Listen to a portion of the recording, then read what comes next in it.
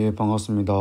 창녕 옥야고등학교 고2 윤리와 사상 담당교사 이재선입니다.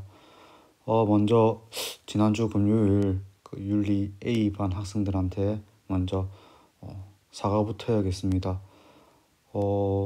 선생님 분명 녹화하고 유튜브를 올리려고 했는데 인코딩 과정에서 설정에 좀 문제가 있었나 봅니다. 영상이 한 30분 정도 녹화를 하면 그 영상을 또 좀 선생님이 실수를 하거나 또는 좀 이렇게 중간중간 띄엄띄엄 한 부분 삭제하고 하면은 또 편집하는 시간 한 10분에서 20분, 그리고 인코딩 시간이 한 3, 40분 걸리고 또 유튜브에 올리는데 또 한 10분, 20분 정도 걸리다 보니까 생각보다 시간이 좀 듭니다. 그 과정에서 인코딩에 좀 문제가 있어서 그런지 아쉽게도 이 윤리 A반 친구들 수업이 끝나자마자 인코딩과 유튜브 업로드가 완료되어서 늦게 수업을 듣는 그런 일이 있었던 걸로 알고 있습니다. 오늘은 미리미리 다 올려놓고 할 테니까 걱정하지 말고 또 참여를 해주기 바랍니다. 지난 시간에 과제가 없었기 때문에 바로 진도를 나가보도록 하겠습니다. 자, 오늘의 학습 목표라고 할까? 오늘의 학습 목표는 유학의 등장 배경과 그 출발점이라고 할 수 있는 공자의 삶과 사상을 이해한다. 자, 이제 드디어 본격적으로 윤리의 꽃이라고 할 수 있는 사상가 한 명 한 명을 다루는 그 시간들이 되었습니다. 앞으로 2학기 끝날 때까지 한 40명, 40명 정도의 사상가를 배우게 되는데 그 출발점은 바로 동양윤리 또는 동양윤리의 유학 사상가인 공자입니다. 오늘부터 한번 배워보도록 하겠습니다. 자, 조절 좀 하고 자, 유교의 등장 배경입니다. 우리 윤리 노트도 보면서 전개를 해야 되기 때문에 한번 교과서 내용 빠르게 한번 보고 교과서 필기 노트에도 한번 정리를 해보도록 하겠습니다. 자, 유학의 등장 배경은 중국의 어느 나라가 주나라가 혼란에 빠지면서 이 주나라 주변에 있는 이런 제후 국가들 간의 경쟁과 싸움이 치열해지면서 어떤 시대가 되었다? 춘추 그리고 전국시대가 되었던 것입니다. 그럼 이 시기의 특징은 무엇이냐?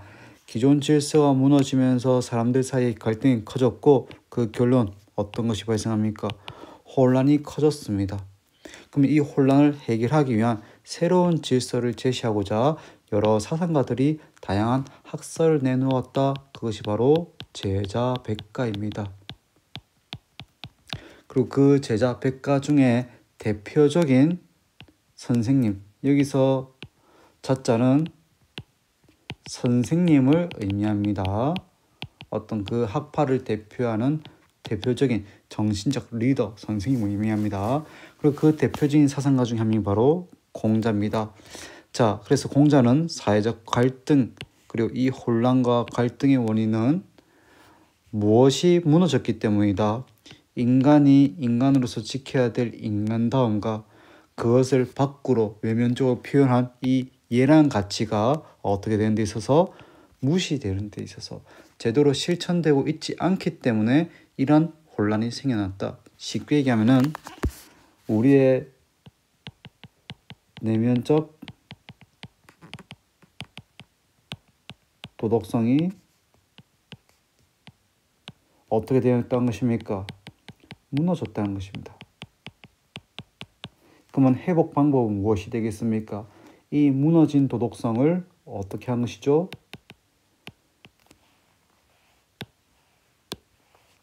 이 무너진 도덕성을 회복하는 것이 이 유학의 이 공자의 중요한 출발점 중에 하나라는 것입니다. 그러면 이제 회복하기 위해서 무엇을 실천해야겠습니까? 인을 실천하는 것이 이 윤리사상의 대표적인 것이고, 이 인의 실천과 예의 회복을 중요시 여긴 사상이 바로 유가, 유학, 유교라는 것입니다. 되겠습니까? 자, 그럼 필기 노트를 한번 보도록 하겠습니다. 어딨지? 여기 있구나. 자, 필기 노트 페이지 안 나와 있네. 한번 찾아보세요. 예. 자, 유교의 등장 배경입니다. 등장 배경인데 선생님이 좀 실수를 했네. 등장 배경. 자, 유교가 등장한 배경은 바로 어느 나라? 중국의 주나라를 알아야 됩니다. 그럼 중국의 주나라에서 대표적인 제도가 바로 봉건제라는 통치 방법입니다. 자, 봉건제라는 것은 무엇이면 그 중앙에 대표적인 나라가 있습니다. 근데 이 국가가, 이 중국의 주나라는 약 2500년, 2700, 2800년 전의 국가입니다. 지금이야 뭐 SNS도 있고 통신도 있고 우체국도 있어서 어떤 국가를 통치하는 데 있어서 필요한 이런 것들을 빠르게 전달할 수 있지만, 그 이전에는 2500년, 2700년 전에는 교통과 통신이 발달되어 있었겠습니까? 하지만 넓은 땅은 통치해야 되고, 그렇기 때문에 이 작은 국가 주나라 중심으로 거대한 제후국들을 배치합니다. 그럼 이 제후국들의 특징은 바로 무엇이냐? 커다란 대륙을 다스리기 위해서 일부 지역을 맡겨두는 것입니다. 그럼 맡기기 위해서 가장 중요한 것은 바로 무엇이 되겠습니까? 그 제후에게 맡기기 위해서는 그 제후에 대한 왕의 신뢰가 중요하겠죠. 그러면 그 왕에 대한 신뢰의 기반은 무엇이 되겠습니까? 혈연입니다. 혈연, 즉 가족 관계가 된다는 것이죠. 그럼 선생님 한번 보도록 하겠습니다. 선생님이 찾아보았는데 여기 간단하게 설명이 잘 되어 있네요. 예, 주나라입니다. 주나라. 자, 이거를 이렇게 하니까 되던데. 자, 주나라에 그렇죠. BC 11세기입니다. BC 11세기면 지금부터 약 3000년 전이죠. 어떤 무왕이 상나라를 멸망시키고 주왕조를 건설하였다. 좀 굴네. 조금 줄여볼까? 예.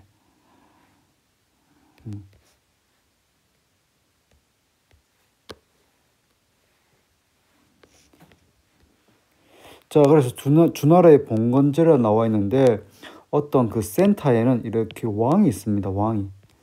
그리고 누구에게 맡깁니까? 제후들에게 봉토를 지급합니다. 봉토, 즉 무엇이란 거죠? 땅 또는 지역을 지급합니다. 그러면 그 제후의 역할은 무엇이냐면은, 이렇게 주나라가 이렇게 한 이쯤 있으면 그 나머지 넓은 지역들에 대해서는 이렇게 맡기는 것입니다. 되겠습니까? 그러면은 그 제후는 또 역시 이 땅이 넓기 때문에 그 하청 지역을 준다는 것입니다. 쉽게 얘기하면 대한민국 경상남도 창녕군 이방면 이런 식으로 나누어서 한 국가, 큰 국가를 다스린다는 거죠. 근데 여기서 중요한 게 있습니다. 바로 왕과 제후의 관계가 무엇이냐 하는 것입니다. 왕과 제후의 관계가 무엇이냐 했을 때 여기 나와 있죠. 바로 혈연 관계라는 것입니다. 혈연 관계. 되겠습니까? 그런데 이 혈연 관계가 시간이 지나면 지날수록 짙어질까 약해질까? 약해진다는 것이죠. 무슨 말이냐? 여러분들 동생 있습니까? 형제 있습니까? 지금 어떻습니까? 굉장히 가깝죠. 생김새도 같고 가깝습니다. 자, 지금부터 20년 뒤면은 여러분도 그리고 여러분 동생 그리고 언니 오빠도 결혼하겠죠. 자녀가 생깁니다. 친하게 지내겠죠. 또 그 시대에서 30년이 지났다. 또 자녀들이 생기겠죠. 30년이 지났다. 또 자녀들이 생깁니다. 그러면 100년, 200년, 300년 가까이 지나면 나의 자녀와 나의 자손들과 동생의 자손들이 가깝게 지낼 수 있겠습니까? 점점점 그 관계가 멀어질 수밖에 없겠지요. 마찬가지입니다. 주나라가 BC 11세기에 세워졌을 때는 정말 가까운 동생들, 친하게 지내던 측척 형님들, 친하게 지내던 그 집안과 관련된 사람들에게 맡겼는데 이것이 약 500년에서 600년 가까이 흘러갑니다. 그럼 이 친척의 관계가 강해질까 약해질까? 약해지는 것입니다. 되겠죠? 그러면서 점점점 주나라의 센터가 되는 주나라의 영향력은 약해집니다. 왜 약해질까? 바로 제후국들의 영향력들이 점점 커집니다. 무엇 때문에? 영토도 넓고 군사력도 강하기 때문에. 되겠습니까? 그러니까 이런 주나라의 영향은 점점 약해지고 제후국들의 영향이 커지면서 차츰차츰 이 주나라의 센터를 두고 이 제후국들이 보다 넓은 영토, 보다 넓은 어떤 세력, 군사력을 발전하기 위해서 서로 전쟁을 일으키는 것입니다. 그럼 전쟁을 일으키면은 갈등과 혼란이 심해지겠죠. 자, 이렇게 생각하면 됩니다. 형제들이 싸웁니다. 형제 자매들이 서로 다툽니다. 누가 중재해 줄 수 있습니까? 부모님이 그만해라. 아버지한테 혼난다. 이렇게 뭐라면 형제들이 어떻게 합니까? 싸우다가도 아빠한테 혼난다라는 말 듣고 혼날까봐 안 싸울게요. 그럼 엄마 옆에서 뭐랍니까? 싸우지 말고 빨리 화해해. 서로 미안하대. 근데 안 미안한다 어떻게 하죠? 미안하다 하면서 악수하게 된 것입니다. 자, 누구의 역할이 강할 때? 부모의 역할이 강할 때. 주나라도 마찬가지겠죠. 주나라 그 센터에 있는 이 힘이 강하면 제국들이 싸워서 혼란이 발생하면 누가 싸우노? 와, 누가 싸우라 돼? 왜 싸우고 그래? 누가 먼저 싸운 거랬어? 너 이 자식 혼날렸고 너 앞으로 세금 더 많이 내. 앞으로 너 영토 떼서 내 다른 사람 줄 거야. 라고 할 수 있지만 주나라는 작습니다. 행정 중심입니다. 그러면은 제국들이 어떤 일정 기간이 되면은 필요한 재물이나 세금을 바칩니다. 그 바친 걸 가지고 살아가는 것이 주나라였습니다. 그런데 이런 제국들이 점점 커지고 친척 관계가 얕아지니까 점점 이 주나라를 중심의 국가를 인정한다 안 한다? 안 하기 시작하는 것입니다. 제국들이 다툽니다. 주나라에서 야 그만 싸워 해도 듣는다 안 들은다? 예 떠넘긴다는 것입니다. 되겠습니까? 자, 봉건제는 선생님이 어떤 관계라고 했습니까? 혈연과 가족 관계라는 것입니다. 그러면은 이 주나라의 영향이 약해졌단 말은 아버지의 힘이, 부모님의 힘이 약해지고 제후국들의 영향이 커졌단 말은 자손들 또는 형제들의 영향이 커졌습니다. 그리고 이들이 어떻다? 전쟁을 한다는 것은 서로 다툰다는 것입니다. 그럼 무슨 말이냐? 이 주나라의 이 중국의 혼란스러움, 이 시대에 이 춘추 그리고 전국시대의 혼란의 원인은 무엇이냐?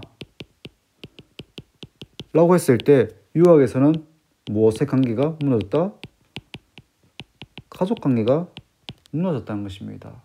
가족관계, 즉 부모님께 자식이 효도해야 되는데 하지 않고 임금과 신하의 관계도 역시 부모와 자식 관계인데 충성을 하지 않고 그렇기 때문에 이런 혼란이 발생하더라. 그러면은 이 가족관계를 다시 되돌리기 위해서 가장 중요한 것은 바로 도덕성을 회복해야 된다. 유학의 등장 배경, 유학의 주장 바로 도덕성의 회복입니다. 그리고 그 대표적인 도덕적 덕목들 바로 무엇입니까? 인이란 것이죠.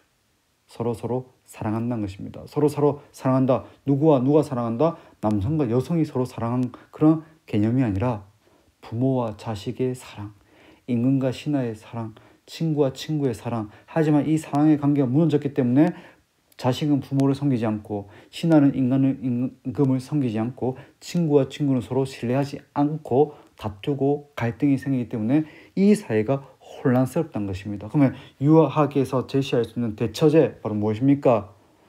회복하자. 그 사랑의 마음을. 되겠습니까? 자, 그래서 이렇게 등장한 유가 우리가 이제 배울 내용이 바로 춘추 앤드 전국시대입니다. 춘추란 말은 춘, 봄, 추, 가을입니다. 공자가 지은 노나라의 역사책 제목입니다. 되겠습니까? 그 책의 제목을 따서 그 시대 이름을 붙였고 전국이란 것은 국가들끼리 다투는 시기라는 것입니다. 얼마나 많이 다투었으면은 시대의 이름을 국가가 다투는, 국가가 전쟁을 하는 시기다 이렇게 지었겠습니까? 그래서 엄밀히 구분하자면은 춘추 시대에 활동했던 유학 사상가가 바로 공자, 전국 시대를 대표하는 대표적인 이 유학 사상가는 맹자와 순자가 있습니다. 되겠죠? 그래서 이 춘추 전국 시대 대표적인 사상가들 여기 나와 있죠. 그래서 대표적인 거 사회적 혼란을 바로잡고자 한다. 무엇을 통해서 우리 내면의 도덕성을 회복함으로써. 자, 이 춘추 전국 시대를 깔끔하게 마무리 지어주는 존재가 있습니다. 바로 누구다? 진시황, 진나라를 시작했지요. 그래서 진나라가 있는데 이 진나라는 선생님이 유일하게 검은색으로 해놨습니다. 왜? 유학을 중요시 여기지 않습니다. 오히려 유학을 박해합니다. 그래서 무슨 중심? 법가 중심, 엄밀한 법과 강력한 군사력 중심입니다. 무엇보다는 도덕성보다는 아끼고 사랑하고 이런 것보다는 어떻게 하면은 좀 더 내가 강해져서 좀 더 강력한 힘으로 이 전체적인 영토를 다스리고 통일할 수 있을까? 예, 힘입니다. 근데 힘으로 통치하려고 하니까 유학자들이 옆에서 어떻게 합니까? 그건 옳지 않다. 그건 도덕에 어긋난다. 그런 방식은 오래가지 못한다 라고 하니까 진시황이 소위 빡쳐서 유학책들을 불태우고 살아있는 유학자들을 그냥 산채로 땅에 묻어버립니다. 그럼 유학은 어떻게 되겠습니까? 푹 가라앉겠죠. 유학의 침체 시기입니다. 그럼 진나라에서 유학은 꽃을 피웠다 오히려 거의 사라지기 직전까지 갑니다. 되겠습니까? 왜? 유학과 관련된 그때는 책이 우리가 지금처럼 종이가 된 것이 아니라 대나무로 이렇게 쓰여진 책들이겠죠. 그걸 거의 다 막 불태웁니다. 찾아서. 그리고 가지고 있는 사람들조차도 처벌하고 죽임을 당할 정도로 엄격하게 유학을 박해합니다. 없애려고 해버리죠. 그리고 유명한 또는 학식이 깊은 유학자들은 어떻게 됐죠? 방금 산채로 땅에 묻습니다. 그래서 그 사건을 가리켜서 분서 유학 서적을 불태우고 유학자들을 땅에 묻는 그런 일이 발생한 것입니다. 되겠습니까? 그래서 이 춘추 전국 시대를 무슨 유학이라고도 하냐? 선진유학이라고 합니다. 선자는 앞선다는 뜻입니다. 진자는 진나라. 그래서 진나라 이전의 유학이다라고 얘기를 합니다. 자, 이런 진나라 이후에 유학이 사라질 줄만 알았는데 한나라가 되어서 경학과 훈고학이라는 것이 등장하는데 나중에 또 우리가 직접 만나게 되면 선생님 한 번 더 설명하겠지만 이 경학과 훈고학은 여러분들 한문 시간에 수업을 배우는 방식입니다. 글자 하나하나의 의미와 뜻 그리고 빈칸 맞추기 같은 이 안에 어떤 글자가 들어가야 될까? 왜? 유학 경전을 가지고 있으면 처벌받습니다. 근데 그것을 포기할 수는 없겠죠. 그래서 유학 경전을 어디다 막 숨겨 놓습니다. 눈에 띄지 않게 땅에 묻기도 하고 또 집을 만들 때 벽에다가 집어넣기도 합니다. 벽에 이렇게 그 흙을 바를 때 거기다가 이제 그 유학 경전을 넣어갖고 다시 흙을 바르는 거죠. 자, 다시 얘기하지만 그때는 종이가 아니고 대나무를 얇게 잘라갖고 이렇게 이어 놓는 것입니다. 마치 뭐처럼 김밥 많은 돌돌돌 김밥 많은 거 있죠. 그래서 아마도 여러분들 책 편자 보면은 긴 그거에다가 줄로 이렇게 묶어 놓은 형상입니다. 한번 볼까? 여기 나와 있네요. 자, 이게 이제 책을 의미하는 것인데 밑에 한번 보겠습니다. 첫 번째 뜻이 책이죠. 단어 뜻풀입니다. 형상 문자네요. 예, 한문 시간 배우고 있지요.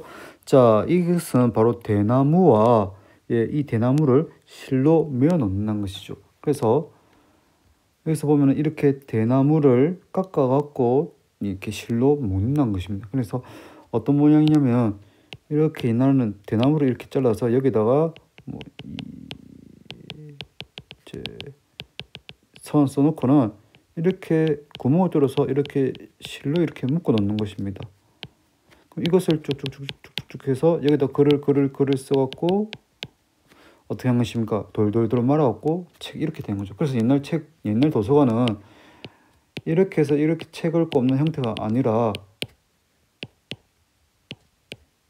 이렇게 놔두면 책을 돌돌 말아서 여기다 쏙 집어넣는 것이 어떤 책을 보관하는 형태였습니다. 되겠죠? 자, 그러면은 이런 책들이 다 어떻게 되겠습니까? 오래되니까 이런 실들이 끊어지고 대나무가 샀겠죠. 그러니까 그 순서와 그 훼손된 글자에 어떤 들어갈 단어, 함자를 찾는 것이 이 한나라 때의 경학과 홍국학의 특징입니다. 그래서 유학 경전을 복구하고 유학을 국학하면서 유학을 다시 발전시키고 그로 인해서 송나라, 명나라 때가 되면은 성역과 양명학이 생겨나면서 유학이 본격적으로 발달을 넘어서서 국가를 운영하고 통치하는 기본적인 학문의 방향으로 갈 수 있게 되었습니다. 되겠습니까? 자, 그러면 다시 우리 교과서로 넘어가도록 하겠습니다. 공자 이어서 보도록 하겠습니다. 자, 공자의 윤리사상입니다. 공자 기원전 언제적 사람입니까? 기원전 551년, 지금부터 약 2700, 2800년 전 사람이 되겠지요. 자, 공자의 이름은 구입니다. 구 무슨 구자냐면 언덕 구자입니다. 왜 언덕 구자냐면은 앞장구였답니다. 앞장구. 태어나서 보니까 앞니마가 톡 튀어나와 있어갖고 아이고 이 녀석 참 진짜 이마가 마치 저쪽 앞에 있는 언덕가도 같구나 해서 이름을 구자로 붙였습니다. 그래서 공구, 우리나라만 치면 언덕입니다. 언덕아, 잘 지내니? 공언덕이란 말이 되겠죠. 자, 공자의 일생에 대해서는 선생님이 간단하게 유튜브를 통해서 한번 보도록 하지요. 공자는 기원전 551년 춘추시대에 주나라 천자의 통치를 받는 제후국 중 하나인 노나라에서 태어났습니다. 공자는 3살이 되던 해에 아버지를 여의고 홀어머니 밑에서 힘겹게 자랐습니다. 어려서부터 예법에 관심이 많았으며 15세 이미 학문의 뜻을 갖기 시작했습니다. 20세에는 관직에 나갔는데 창고의 출납을 관리하고 가축을 기르는 말단 벼슬이었지만 자신의 직분에 충실하였습니다. 또 젊은 나이임에도 예 전문가로 유명했는데 노나라 귀족인 맹의자와 남궁 경숙 등이 예를 배우러 올 정도였다고 합니다. 51세에 중도를 다스리는 책임자가 되었고 이어 법무부 장관격인 대사구에 임명됐으며 마침내 재상으로서의 실권까지 부여받았습니다. 공자가 사법과 행정, 외교 분야에서 혁혁한 공을 세워 노나라는 비약적인 발전을 거듭했습니다. 하지만 노나라의 발전에 두려움을 느낀 제나라의 계책으로 공자는 벼슬에서 물러나게 되었는데 이때부터 공자는 자신의 이상을 펼쳐줄 군주를 찾아 14년 동안 여러 나라를 돌아다녔습니다.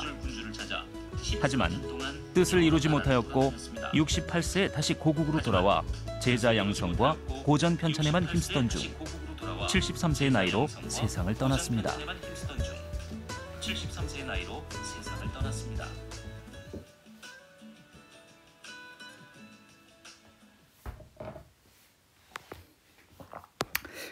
영상 잘 봤습니까? 짧은 영상입니다. 짧은 영상인데 공자의 전반적인 삶에 대해서 잘 설명되어 있어서 선생님 한번 가져와 봤습니다. 자, 공자는 윤리사상 한번 보도록 하겠습니다.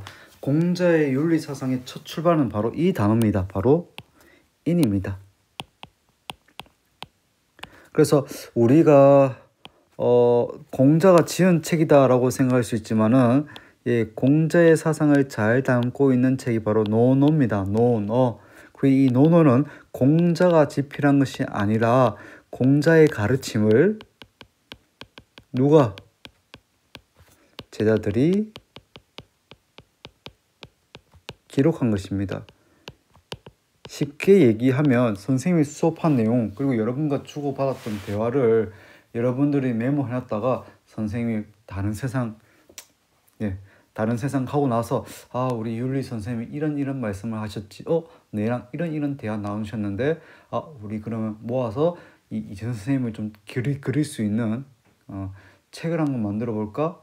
마찬가지 공자의 어떤 가르침을 받은 제자들이 꽤 많았습니다. 그리고 그 제자들이 모여서 공자 선생님과 내가 이런 대화 이런 얘기 하셨지 하면서 이렇게 정리해 놓은 책이 바로 이 논어입니다. 그래서 논어를 보면은 이 인이 무엇인지에 대해서 얘기하고 논의했던 부분이 한 100번 이상 정도 나온다고 합니다. 그러면은 이 공자의 관점에서 이 인은 무엇이냐 했을 때 어렵지 않습니다. 인간다움입니다. 공자의 인이라는 것은 첫 번째 어디다 메모를 할까? 자, 첫 번째 인이란 무엇인가 했을 때 인이라는 것은 바로 인간다움입니다. 되겠습니까? 그래서 인간을 인간답게 해주는 것이 바로 인이다라고 얘기를 하는 거죠. 자, 그러면은 인간이 인간답게 하기 위해서 자신의 이익만을 생각하지 말고 어떻게 된다? 타인을 아끼고 배려할 줄 알아야 된다. 그래서 인의 핵심적인 내용은 바로 타인을 사랑하는 것입니다. 타인을 사랑하는 것이다. 사람을 사랑하는 것입니다. 그래서 인의 두 번째, 자, 그러면 인간다움을 이루기 위해서는 어떻게 해야 되냐 했을 때 사람을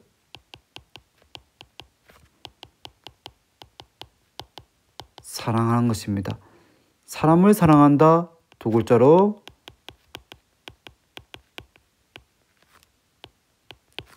즉 애인입니다. 애인.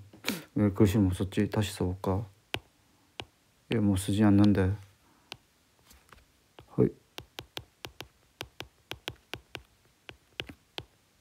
애인 되겠습니까?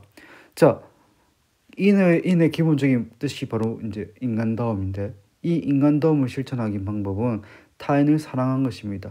또는 타인을 아끼고 배려하는 것입니다. 그럼 누구를? 세 번째, 바로 이 인이라는 것은 바로 가까운 사람한테부터 먼저 실천하는 것입니다. 그리고 나와 가장 가까이 있는 사람을 가리켜서 공자는 부모와 가족 등과 같이 가까운 사람들에 대한 사랑인 것입니다. 그래서 가까운 사람들에 대한 사랑, 바로 첫 번째 효, 두 번째 재라는 것입니다. 효도와 재라는 것입니다. 효, 재 되겠죠? 그리고 이것이 여기서 멈추는 것이 아니라 타인에게까지 차츰차츰 확대된다는 것입니다. 되겠죠? 그래서 이 인이라는 것은 네 번째 부모, 가족, 가까운 사람에 대한 사랑이고 이 사랑을 이 대상을 확대해 나간다는 것입니다. 되겠습니까? 자, 그렇기 때문에 이 효도와 우애가 인의 근본이 되는 것입니다. 자, 첫 번째 공자의 관점에서 인은 무엇입니까? 라고 했을 때 공자 선생님께서는 인이란 것은 인간다움이다 라고 얘기합니다. 그러면 인간다움이라는 것은 도대체 어떤 것을 통해서 이룰 수 있습니까? 라고 얘기했을 때 공자는 사람을 사랑한 것이다. 그러면 물어볼 수 있겠죠. 누구부터 사랑해야 됩니까? 공자는 나를 있게 해주고 너와 함께 자라나게 해준 바로 부모와 형제에 대해서 사랑을 하자라고 얘기합니다. 그래서 어떤 사람이 이렇게 얘기합니다. 선생님, 부모님이 돌아가시고 나서 3년 동안 심요살이, 즉 부모님의 무덤 근처에서 아무 경제활동하지 않고 3년 동안 부모님의 묘를 지키고 있는 것은 너무 그 시간이 너무 긴 거 아닙니까? 1년 안으로 줄이는 것이 더 효과적이고 더 도움이 되지 않겠습니까? 라고 얘기하니까 공자가 버럭 화를 냅니다. 야, 이 녀석아, 너가 태어나서 적어도 부모님이 3년 동안 너를 애지중지 아끼면서 길러주셨기 때문에 너가 밥을 먹을 수 있고 너가 똥기저귀도 똥도 많고 살 수 있었고 너가 걸을 수도 있었다. 부모가 적어도 3년 동안 너를 보살펴주지 않았다면 너는 인간답게 살아갈 수도 없었을 것이고 지금 그 모습처럼 지낼 수도 없는 것이다 라고 얘기를 합니다. 되겠습니까? 그래서 그만큼 공자가 강조했던 것은 부모님에 대한 효도를 강조했습니다. 자, 그리고 이어서 인을 올바르게 알고 실천하게 할 수 있는 덕은 바로 무엇이냐 해서 지혜, 인을 실천할 수 있는 용기, 그리고 이런 인을 실천할 수 있는 이상적 인격을 지닌 사람이 바로 군자다라고 얘기를 했습니다. 되겠습니까?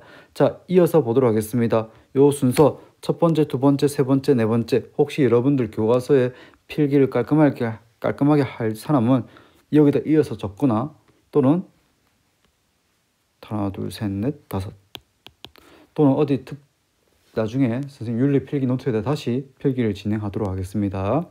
자, 그리고 이어서 인의 실천 원리 여기서 끝난 게 아닙니다. 무엇을 제시한다? 설을 제시합니다. 자, 인을 실천할 수 있는 방법, 원리로서 설을 제시하는 것입니다. 설한 것은 무엇이냐? 바로 내가 싫어하는 것을 다른 사람에게 강요하지 않고 내가 이루고 싶어하는 것을 다른 사람이 이룰 수 있도록 해주는 것입니다. 되겠습니까? 쉽게 생각하면 이것입니다. 자, 기숙사에 있습니다. 기숙사 쓰레기통, 특히 여학생 기숙사에 계단 곳곳에 있는 그 넘쳐나는 쓰레기통들 있지요? 그리고 남학생들 기숙사들 보면 방에 같이 버리려고 놨던 쓰레기 봉투 있습니다. 흘러 넘치고 있습니다. 지저분합니다. 더럽습니다. 근데 이걸 안 치우면은 혼나거나 벌점 받습니다. 그럼 이럽니다. 내가 하기 싫습니다. 야, 너가 좀 해라. 내가 하기 싫어서 야, 너가 좀 해라 했을 때 야, 너가 좀 해라 라고 듣는 친구는 그 쓰레기통을 치우고 싶겠습니까? 지저분한 걸? 아니겠죠. 그럼 그 친구, 그 얘기를 들은 친구는 뭐라고 대답하겠습니까? 야, 내가 왜 치우는데? 그러면 나는 솔직하게 얘기합니다. 내가 치우기 싫어서. 그러니까 너가 치워라. 그럼 그 얘기를 듣는 친구 뭐라고 했습니까? 마라카노, 나도 치우기 싫다. 그럼 어떻게 되겠죠? 싸움 난다는 것입니다. 내가 하기 싫은 것은 남도 하기 싫습니다. 그래서 내가 하기 싫기 때문에 남도 안 해야 되는데 내가 하기 싫다는 이유로 남에게 시킵니다. 그러면 서로 어떻게 되겠죠? 갈등과 혼란이 발생하게 된다는 것입니다. 이것이 그 유명한 표현입니다. 적어볼까? 기소, 불욕, 물시, 어인. 아마 여러분들 한문 시간에 배우게 될 내용인데 내가 하기 싫은 것은 하지 마라. 남에게도 시키지 말라는 것입니다. 되겠죠? 이것이 바로 설한 것입니다. 자, 그럼 기소불력, 물시, 어인 할 수 있는 이유가 바로 무엇입니까? 나의 마음과 타인의 마음이 어떻게 되겠죠? 같아서입니다. 되겠죠? 그러면 이 나의 마음과 타인의 마음이 같다는 말은 나의 마음과 다시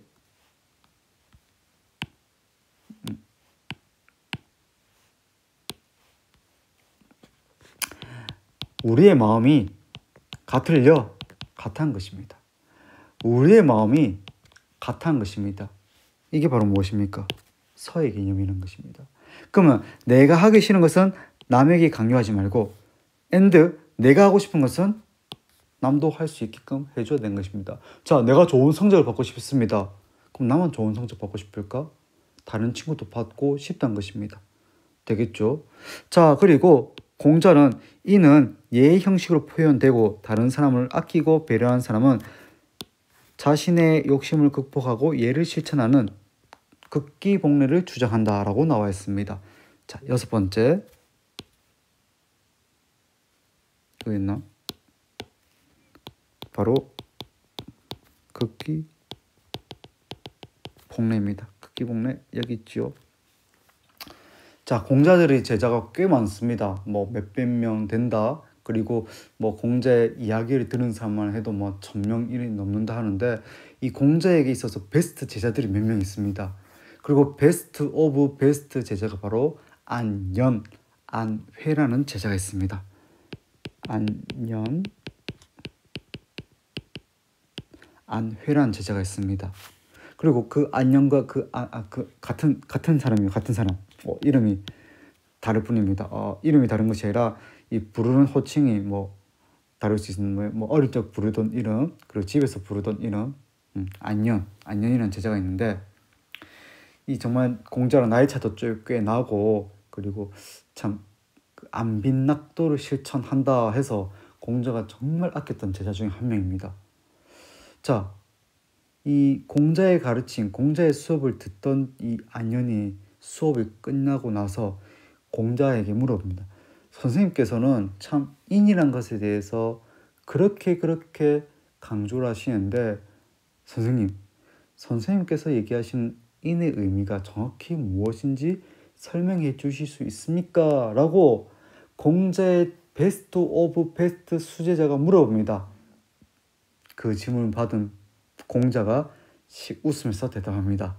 안년아, 내가 얘기한 인이란 것은 바로 나만의 사사로운 욕심을 이겨내고 그 내 마음에 있는 이 인을 바로 다른 사람들과의 관계에서 예로서 실천한다 라고 하는 극기복례를 얘기를 하신 겁니다. 극기복례, 즉 자신의 이기적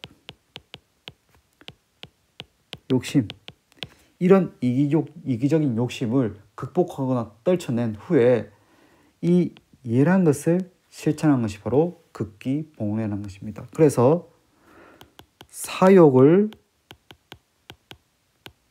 극복하고 예를 회복하는 것이 바로 이 인의 특징이 된다는 것입니다. 그러면 여러분들이 알아야 될 것이 바로 인과 예의 관계가 되겠죠.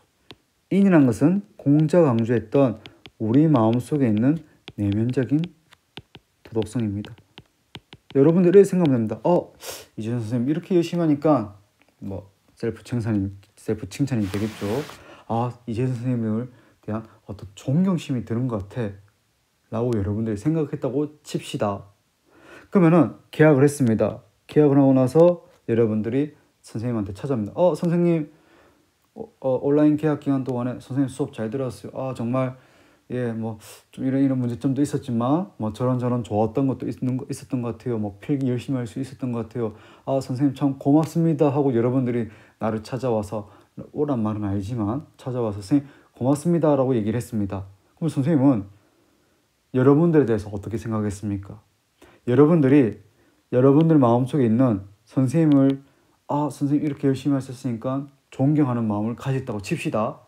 그리고 그 존경하는 마음을 여러분들이 계약하고 나서 선생님한테 찾아와서 선생님 고맙습니다라고 인사를 했습니다. 그러면 선생님에게 있어서 여러분들은 어떤 행동을 한 것입니까? 예의 바른 행동을 했죠. 되겠죠. 그럼 이 예라는 것은 바로 외면적 사회 규범이라는 것입니다. 그럼 이 외면적 사회 규범이라는 것은 그냥 있는 것이 아닙니다. 이 내면적 도덕성이 밖으로 실현된 것입니다. 선생님을 존경하는 마음이 바로 인입니다. 그리고 그 마음을 가지고 여러분들이 선생님한테 와서 선생님 안녕하세요. 선생님 그동안 잘 지내셨어요 하고 인사를 합니다. 그럼 선생님은 너는 참 예의가 바른 친구구나 되겠죠. 이것이 바로 인과 예의 관계입니다. 나중에 또 우리 필기노트 정리할 때 보도록 하겠습니다. 자, 그러면 이 인은 어떻게 정치에 적용시킬 것인가 중요합니다. 선진유학의 특징은 가장 큰 어떤 카테고리가 크게 세 가지가 있습니다. 첫 번째, 인간의 본성. 두 번째, 도덕적 덕목.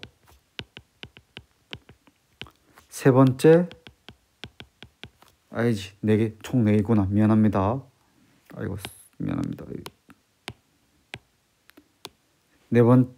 세 번째, 수양론. 그리고 네 번째, 정치관이라는 이 흐름을 따르고 있습니다. 자, 공자는 사실 본성론에 대해서 크게 언급을 하지 않습니다. 하지만 이렇게 얘기합니다. 태어날 땐 서로 가깝지만 살아가면서 점점점 멀어진다. 상금상원. 태어날 때는 인간의 본성은 비슷비슷하지만 이 외부 환경에 의해서 자라나면서 서로 멀어진다라고 얘기를 하고 있는 거죠. 도덕적 덕목은 무엇을 강조하겠습니까? 인을 강조하겠죠. 수양 방법은 수기 친, 수기 아닌 극기 복례, 기소불력, 물시, 어인것 같은 것을 강조합니다. 그럼 나아가서 정치관입니다. 여러분들 아까 전에 선생님이 공자의 일생을 얘기해준 1분 30초짜리 영상을 봤습니까? 공자의 삶은 정치를 하기 위한 삶이었습니다. 어떤 정치? 도덕적 정치를 하기 위한 삶이었습니다. 그래서 50대까지는 공자의 고향이자 공자가 있었던 나라인 노나라에서 꽤나 높은 신분까지 올라갑니다. 하지만 다른 나라의 계략에 의해서 쫓겨납니다. 그리고 무려 14년 동안 중국을 돌아다니면서 자신의 어떤 추구했던 이 도덕 정치를 실현시킬 수 있는 군주를 만나기 위해서 정말 노력합니다. 얼마나 노력했냐면 거의 거지 수준으로 해다니면서 여러 나라를 다니면서 그 나라의 제후들에게 내가 이러이러한 도덕적 정치를 실현하고 싶습니다.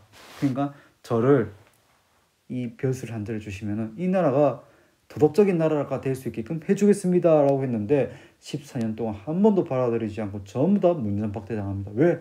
제후들은 도덕적 국가가 아닌 부유하고 강대해져서 보다 넓은 영토를 지배하고 싶었기 때문에 되겠습니까? 그렇다면 그 시대의 다양한 군주들에게 또는 제후들에게 퇴짜 맞았던 그 공자의 도덕적 정치 내용 무엇인지 한번 보도록 하겠습니다. 공자는 인을 개인뿐만 아니라 정치에 적용하여 누구도 지도자도 정치에서 인의 덕을 갖추어야 된다고 얘기합니다. 되겠습니까? 그래서 공자가 강조하는 거 다른 사람을 다스리기 위해서는 나부터 도덕적 수양을 하자는 것입니다. 그래서 수기친이라는 것은 바로 도덕적 수양과 통치를 합니다. 그러면은 공자는 우리 내면에 도덕적 마음이 있기 때문에 도덕적 수양을 해야 되고 도덕적 실천을 해야 되고 국가를 통치하는 데 있어서도 바로 도덕적 방법으로 국가를 통치해야 된다라고 얘기를 합니다. 자, 공자의 통치 방법에 대해서 통치에 대해서 이렇게 이름을 붙입니다. 바로 덕치입니다. 덕치란 것은 바로 법령과 형벌이라는 이 엄격한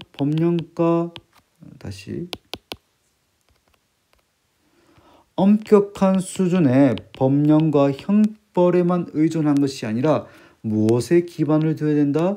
덕에 기반을 두는 것이 바로 덕치란 것입니다. 덕에 기반을 둔다는 것입니다. 그리고 어떤 것이냐면 백성을 아끼고 사랑하는 마음입니다. 자, 인의 첫 출발점 무엇이었습니까? 사람을 사랑한다는 것을 그대로 여기다 반영한 것이죠. 그리고 백성을 힘으로 위협하지 말고 예와 덕으로서 이끌면 백성은 스스로 부끄러워할 줄 안다는 것입니다. 즉 법과 또는 형벌이 무서워서 나쁜 행동을 하는 것이 아닙니다. 그거는 참는 것입니다. 되겠죠? 성범죄자들 N번방 이런 것이 있는데 법률을 강조해봤자 그 사람들이 안 합니다. 안 하겠죠. 왜 안 할까? 처벌받을까 봐 무서워서 안 하는 것이지 여전히 그 마음에는 법이 약하면 내가 좀 할 건데 법이 강해서 내가 처벌받을까 봐 안 하는 것입니다. 공자는 그것에 동의하지 않습니다. 중요한 것은 무엇이냐? 그것이 잘못되었다는 것을 인지할 수 있는 도덕적 교육을 통해서 내가 그런 잘못된 행동을 부끄러워서 하지 않게끔 하는 것이 공자의 덕치의 핵심적인 내용이라는 것입니다. 되겠습니까? 따라서 지도자가 덕을 닦고 예를 실천할 때 정치가 근본적으로 바르게 될 수 있다는 것입니다. 그래서 얘기하는 표현이 바로 수기친, 수기 아닌 수신제가 치국평천하라. 나라 다스리려고 너부터 똑바로 도덕적 수양을 하도록 해라고 얘기하는 것입니다. 아울러 공자는 모든 사람이 자신의 명분, 지위, 부합하는 덕을 갖추고 자신의 역할을 온전히 수행한다는 무엇을 실행한다면 정명사상을 실행한다면 국가다워질 것이다. 그러면은 이 정명이라는 것은 무엇이냐? 공군, 신신, 부부, 자자. 바로 임금은 임금답고, 신하는 신하답고, 부모는 부모답고, 자식은 자식답게 행동할 때 사회가 질서와 조화를 유지할 수 있다는 것입니다. 그러면 국가가 혼란스럽다, 사회가 혼란스럽다는 말은 무슨 말입니까? 어떤 힘을 가지고 국가를 통치해야 되는 군주가 군주답지 못하고, 신하로서 임금을 섬기고 어떤 국가를 위해 노력을 해야 되는 신하들이 자신의 이익과 안위만을 챙기고 있고, 부모는 자식을 제대로 보살피지 않고 자식은 부모에게 효도를 하지 않을 때 나라가 개판이라는 것입니다. 엉망진창이라는 것입니다. 혼란스럽다는 것입니다. 거기서 벗어나기 위한 방법, 임금은 임금답게, 신하는 신하답게, 부모는 부모답게, 자식은 자식다워야 된다는 것입니다. 되겠습니까? 그래서 사회가 질서와 사회를 조화를 유지할 수 있어야 된다. 선생님도 학교에서는 선생님다워야겠죠. 뭐 여러분들에게 모든 걸 다 맡긴다든가, 또는 여러분들이 해야 될 부분에서 지도를 하지 않는다든가, 모른 척 한다든가, 이렇게 하는 것은 선생님도 선생님답지 못하다는 것입니다. 예, 그래서 선생님들이 해야 되는 거 바로 수업과 여러분들의 활동, 그리고 여러분들을 위한 기록에 있어서는 선생님이 어떤 역할을 가지고 책임을 가지고 충실하게 수행을 해야 된다. 그럴 때 공자도 선생님도 선생님답구나. 그러면 학교도 학교다워지고 교육도 교육다워질 수 있겠죠. 자, 이어서 이거는 경제관입니다. 자, 걱정하지 마라. 많고 적음을 걱정하지 말고 무엇을 걱정해라? 재화가 고르게 분배되는 분배 형평성을 주장합니다. 그래서 공자의 말씀, 많고 적은 것을 걱정하지 말고 고르지 못함을 걱정해라. 되겠습니까? 그래서 경제적 관점, 고르게 분배되는 분배 형평성을 강조하는 것이 바로 공자의 경제관이 되겠습니다. 자, 이렇게 해서 교과서에 나와 있는 내용들 전체적인 내용은 빠르게 훑어봤습니다. 우리 필기했던 내용, 첫 번째 인에 대해서, 두 번째 인과 함께 짝지 예에 대해서, 그리고 세 번째 정치관에 대해서 한번 정리를 해봤습니다. 정치관 한번 정리해볼까? 예. 덕치, 정명. 여기서 명자는 바로 이름 명자입니다. 이름을 바르게 한다는 뜻입니다. 그리고 경제관기, 경제.